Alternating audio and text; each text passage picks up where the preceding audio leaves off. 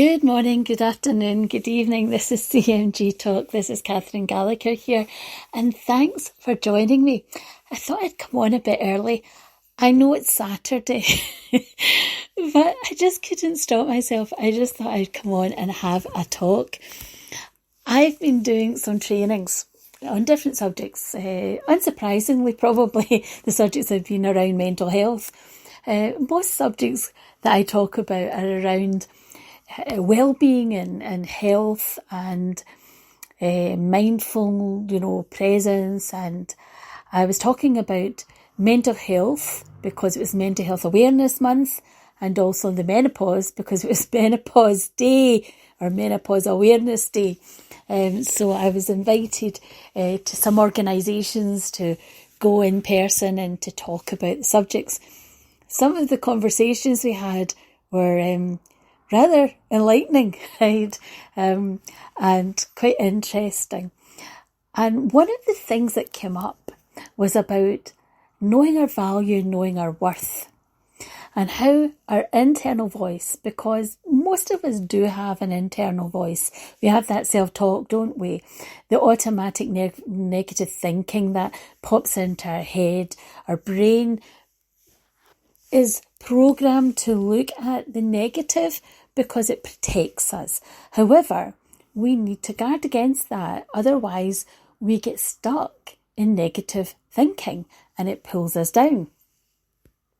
So we're talking about, in some of the trainings I was doing, we're talking about well-being and self-care. And I don't talk about being selfish, I talk about being self-full.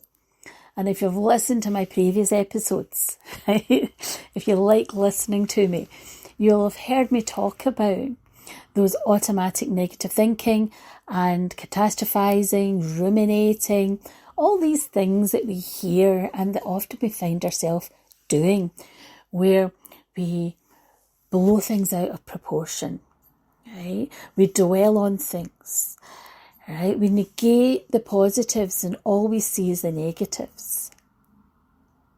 And something goes wrong and then we automatically start then looking at what next. And then there's a few things and then it's, is this it? Is this as good as it gets? And we get entrenched in these ways of thinking. Now you might be listening to this and saying, well, no, Catherine, that's not me. Right? And that's fantastic if you're able to reframe things and look at things in a different, better, more helpful way. Because that is the ideal, where we have a tolerance level for things that challenge us and we're able to build up our resilience and have a resistance level. But sometimes we struggle because we're human. And conversations around knowing our value and knowing our self-worth is about our own self-respect. Understanding that not everyone's going to like us. Not everyone is like us. And often I say that if people don't like me, it's probably because they're not like me, and maybe I don't want them to like me because they're not like me. If you get my gist. And it's okay for everybody not to like you. In fact, it's normal and human that people don't necessarily like you or take to you. And sometimes it's not about you. It's actually more about them and about their biases and how they've heard you, seen you, scanned you and decided that you are not their kind of person. And that's okay. People can do that. When we, though, allow ourselves, because we do allow ourselves, it's a choice. When we allow ourselves to then be pulled down by other people's thinking, behaviours, attitudes, it can affect our confidence, our self-esteem and our self-worth.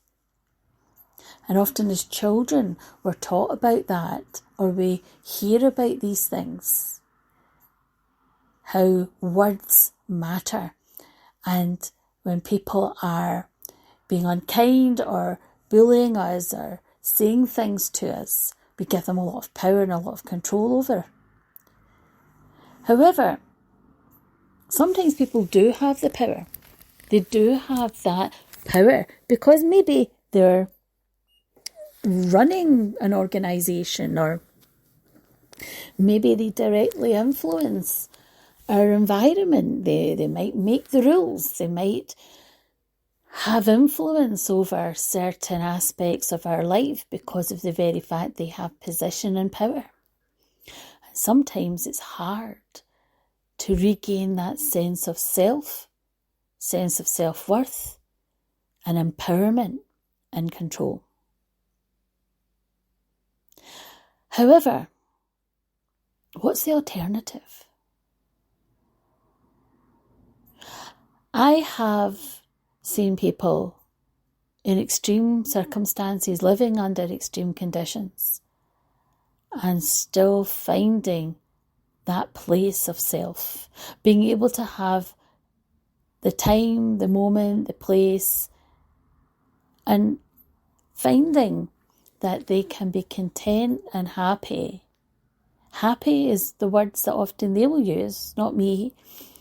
They often say, I'm contented and happy with what I've got. I've learned that I don't need much. I've learned to prioritise.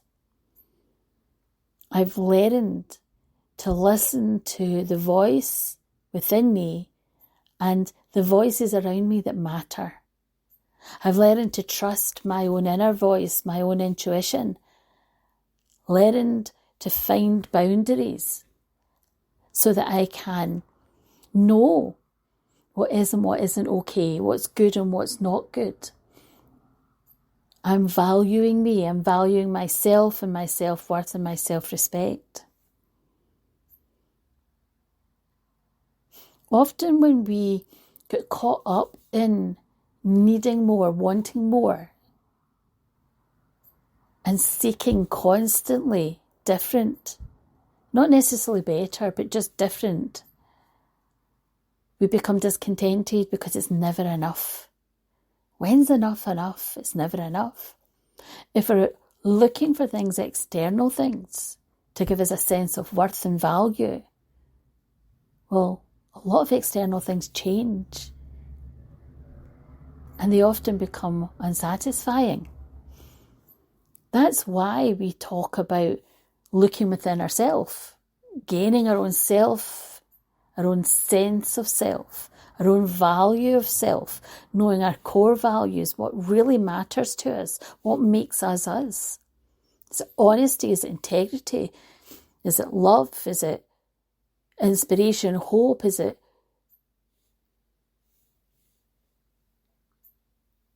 what are your core values? When I ask people, what's your core values? They'll often say things like family, friends, relationships. But our core values are the things that are deal breakers. It's the qualities that we live by. And if we are challenged by those, if someone accuses us of being dishonest, and honesty is one of the most important qualities that we live by, it can cause a sense of such distress. That's why if somebody says in a relationship, monogamy is really important to them, and they have an understanding with a partner that they are exclusive, right?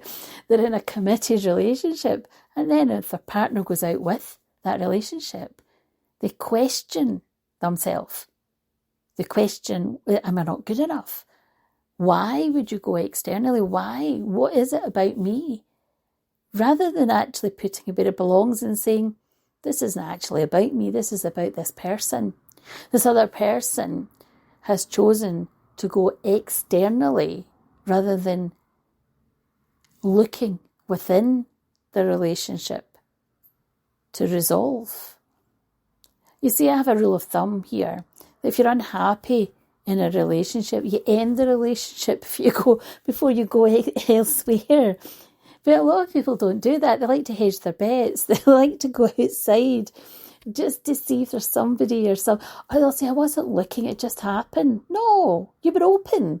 You were available. You were side-eyeing. It didn't just happen. When I do couple counselling, I'm very upfront with people when they've been unfaithful and they've, been in a committed relationship, right?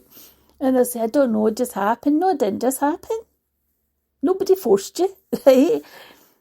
And they'll laugh often, maybe initially not so much, but they'll say to me, you really challenged my thinking here, because I had to face up to the fact that I knew for a long time, we both probably knew for a long time the relationship wasn't working, but we weren't trying to resolve it. And it was affecting our confidence, our self-esteem, our self-worth, our value. We weren't respecting ourselves, respecting each other. If we're not being honest and upfront, if we're not giving the best, not invested, self-invested, investing in ourselves and also investing in the people around us, then we're shortchanging ourselves and others around us too. Self-worth, self-value, self-investment is all about knowing what's good for you. It's all about not just your wants, which are the nice things, but the needs, the healthy things, the things that help you to grow, become the best version of yourself. Is that not what you want to be?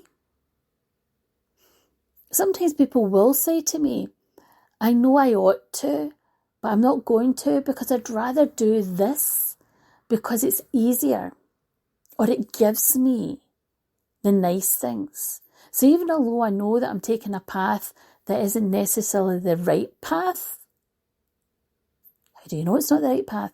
Because I know that what I'm doing is maybe pursuing a career or a path that is going to be about seeking, worshipping money or worshipping material things. But is it necessarily going to give me deep down happiness and deep down connections? Do I know if somebody's going to want to be with me for who I am? Or are they going to want to be with me for what I am, what I have? That's why often when people have gained a lot of monetary or inherited, maybe they've been, it's different, I guess, if you've been born into an affluent lifestyle, you're used to that. You often, I guess, associate with people in a similar lifestyle. But often when people come to me and they're coming to terms with, and they do actually have to come to terms with a lot of the time, acquiring a lot, they often find that as much as and as fast as they acquire things, they lose it. Unless they still have their core values at the heart of everything. They haven't lost base, lost touch with the things and the people that really matter. I remember talking to someone, a very well-known sports person. He was a footballer, I think he still is actually. And I happened to be in a restaurant. I'm not going to say who he is because he just hasn't given me permission to say this. So I'm going to talk around it so you don't really know who he is. But I remember going in to get a coffee and I was sitting there and this person came in and they came in with their with one of their children. And they sat down and I was having a coffee. I was just sitting having a rest actually because I'd been out working. And they obviously thought I recognised them and was a fan, but I'm not really a football person. Ask anybody that knows me. I don't have a problem with football. It's just not my thing, right? But I kind of thought, familiar, I'm not really sure who you are, but and I always have to be careful because I'm not quite sure. Is this a client? I have to be. Is this somebody? Because I'm very good with faces and names, but I was trying to picture them, and it wasn't a client. And I was thinking, familiar, and they were obviously thinking, oh, they recognised me, and they kind of smiled and said hello. And their child that was with them came up and sat and started talking to me, right? I was talking away quite the thing, because I'm more interested in their child who's quite young than I was in anything else, because I was playing away to their child. We were basically talking and telling stories and things like that, and I was, they were telling me they were just going to go to school at that time. They were really excited, and I was so excited for them. And then the person came up and said, "Oh, it's nice of you entertaining, my child. Hope they weren't a bother." And I said, "No, not at all." I said, "It was good fun." I said, "I know you're familiar." I said, "And I hope you don't think I'm being rude." And they went, "Do you want my autograph?" And I went, "I don't know who you are." And they just looked at me and kind of laughed. And I thought it was probably a bit of a slap in the face, probably, for them. I said, I'm not sure who you are." And they introduced themselves, and I said, "Well," I said, "I don't want your autograph, but I know who does." Right? And I got the autograph for two people. One was for a young child in hospital who was really unwell, and the other was for a family member who would never have forgiven me if I hadn't got their autograph. And then they said, "Is it really for you?" And I said, "Actually, it's not," because I think they thought at first it was for me. And as we were talking, they were asking what I was doing and what did I do, and I told them. And they said, "Oh yes, it's a good job you do." And I said, "Thanks very much." I said, "And you too?" And they said, "Are you a fan?" And I said, "No, I don't watch football." And they just looked and they burst out laughing. And they said, "Sometimes you meet people and they just ground you, don't they?" And I said, "I didn't mean it that way." I said, "I'm just being honest." I said, and they went, "It's really not for you, the autographs, aren't they not?" And I said, "No, but you've made two people's lives very happy." I said, "And that should give you a sense of well-being." I said, "And that must help, right, with people's, self-worth when they know they're doing something really good." And they said yes. And they said, "But what you did with my wee one, right, that must make you feel really good. That you can connect with kids the way you do." And what you were saying, because I could see their face lit up when you were talking to them. And I said, "No." I said, "That's all part of what I do." And they said, "Well, I can see it. I see that." So we had a kind of blather. And as I'm walking out the restaurant, I'd said to him, "I'm really sorry, we don't encourage, other customers to, to bother you, when you come in." And they turned around and said, "That was me bothering that person. It wasn't them bothering me." And I started laughing. And I said, "Well, that shows somebody's got a bit of groundedness, right? And I said, "Yeah." I said, "Well, he's, what basically he was recognising was that just as much as people come up to them, a lot of people come up to me as well for different reasons. But obviously that's not why they would come up." And as we're blathering away and talking, it was quite clear that it was quite refreshing, just to have a kind of down-to-earth, normal conversation, right? Even, and albeit that they did ask if I wanted their autograph, and I felt as if I couldn't say no. How do you turn around and say, "Nah, I don't want your autograph"? But, and to this day, my family member, and, I'm sure that that child is in hospital, we're delighted, right? And I said, "Well, you've done a good deed, you've passed things forward." And really, for me, it's all about how we can affect someone's confidence and self-esteem just by a kind gesture, right?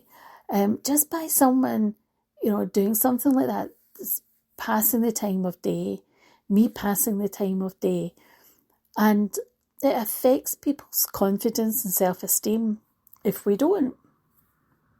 I was doing these trainings earlier in the week. That was one of the things that came up about being able to reach out and talk to people when you're struggling, and being able to feel that you can be honest and have people accept or acknowledge what you're saying, and feeling that People will listen, or if they see that you're not being yourself, that there's something different about you, that you seem you're struggling, that they'll ask you, are you okay? How can I help?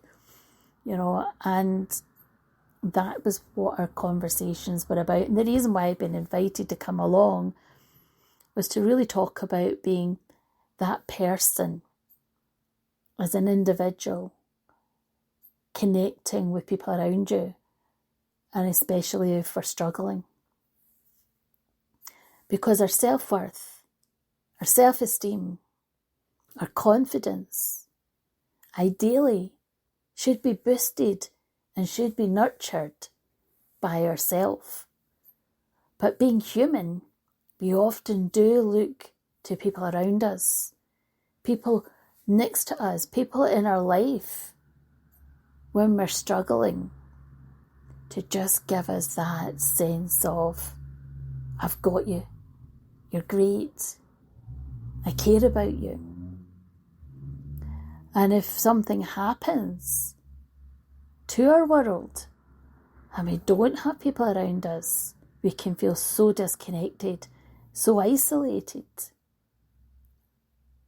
And if somebody goes out with a relationship, or if we don't have the same connections within our family or within our work, or if we feel that a lot of the people that we had in our life are no longer here because maybe they've moved away, or we've moved away, or maybe they've passed, they've died, we can feel so disconnected. And that can affect our confidence, our self-esteem, and our self-worth. Being able to know that we matter, that we have a purpose, that people see us, we haven't disappeared, we're not invisible. I was at a service earlier, and we still don't do the handshaking really, right? But what we tend to do is we wave to people, right? We wave to everybody and acknowledge everybody. And we say hello. And we all talk as we go in and come out. And everybody gets in it. Hello, it's good to see you. How are you?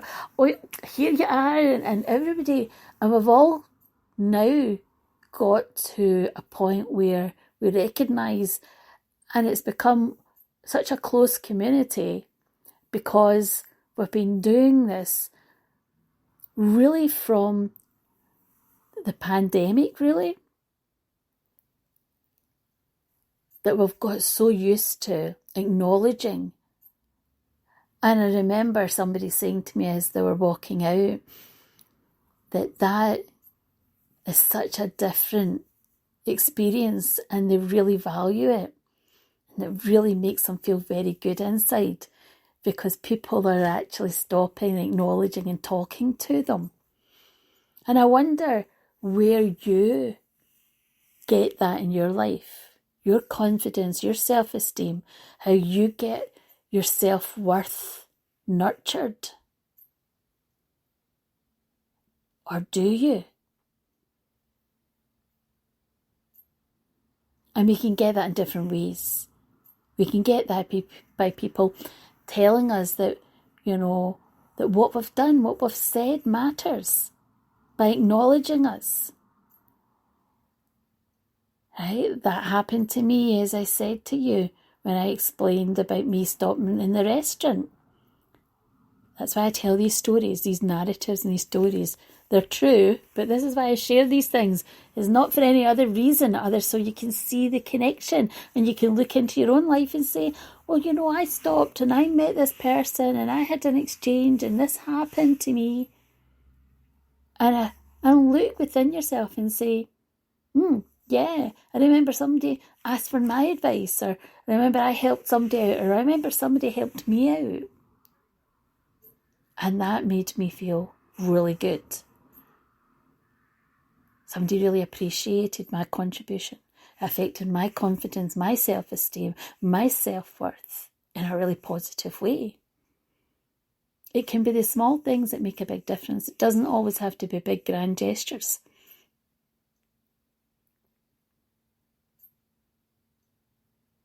Sometimes people say to me, oh, you tell your narratives, your stories. Narratives and stories are a way of us connecting with each other when we share our life stories. But the purpose of sharing a life story in this situation isn't about somebody saying, oh, look at me. It's about somebody being able to say, hey, this is something that happened to me. I wonder if you can relate to something like that in your life too. It's a reflection and a pause for thought. Because we all have worth and value. We all have a purpose. And ultimately, we need to feel that our life adds to us, that we have a legacy. When we are no longer here, we can look back and think, well, I'll be remembered. I remember saying that to someone and they said, if I'm not here, I don't care. And I said, okay. I said, but while you're here, what's your hope that people will remember about you? And they laughed and said, my sense of humour, because it's pretty wicked. And I said, it kind of is. Hey, I wonder, when you think about you and your life, is your life going the way you want it to? Are there things that you're really needing to move forward on? Are you in a boredom stage or comfort zone, or are you in that stretch zone where you're challenging yourself and learning and growing? Or are you in strain, where you're really feeling overwhelmed at times and things are getting intolerable? Or are you in crisis? The ideal is that we go between comfort and stretch. Comfort and stretch. That's why you hear people talk about comfort zone. I'm in my comfort zone. But we don't want to stay in comfort zone too long, because if we stay in our comfort zone for a long, long time, we become bored and disconnected and feel that our life really is the same old, same old. So that's why we have the comfort zone, to heal, to recharge, to energise, to recuperate. But we also need to be stretched, to be learning, growing, developing, having things to look forward to. It's hobbies or interests or meeting up, with people. Having a purpose. Doing things that you enjoy. But if you're overwhelmed and there's too many things, you've had maybe events that have happened that you're really struggling with. If you're not going into comfort zone to heal and recover and recharge from them, you can go in to strain. So you go stretch to strain. And then if you're not dealing with that, you go, it's like a pressure cooker of strain. And that's why often people come to me within strain and crisis, because they haven't been taking time out in the comfort zone. Yerkes Dobson, that's the curve I'm talking about. And if you look at that, it's a really good way of being able to assess where your life is at. And being able to look within you to do with your self-worth, your self-esteem, your confidence. Thanks for listening. I just thought I'd pop on and, talk about this, because you're worth it. Thanks. Take care. Bye for now. And until next time, I'll speak to you next weekend. I might pop in before. All the best.